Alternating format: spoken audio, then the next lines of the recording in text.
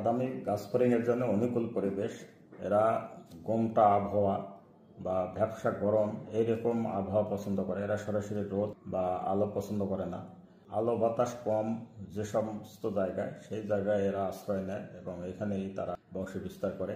ধানের চারা গুছি লাইন না করলে সেখানে তারা আশ্রয় নিতে পারে। ইউরিয়া বেশি ব্যবহার এবং পটাশ সারের ব্যবহার কম করলে, ঘন করে চারা লাগালে এইসব জায়গায় কিন্তু তারা বেশি বিস্তার করে। এই বাদামি গাছফড়িং থেকে উত্তরণের প্রাথমিক যে ধাপগুলো, এতে ধান লাগালে লাইনে রোপণ করতে হবে। 10 লাইন পর পর ফাঁক রাখতে হবে, যাকে আমরা লঘু পদ্ধতি বলি।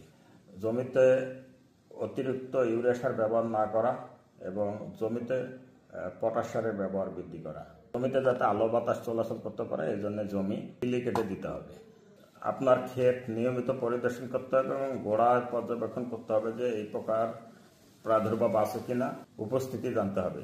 যখন স্প্রে করবেন, বিলি কেটে গাছের গোড়ায় স্প্রে করতে হবে।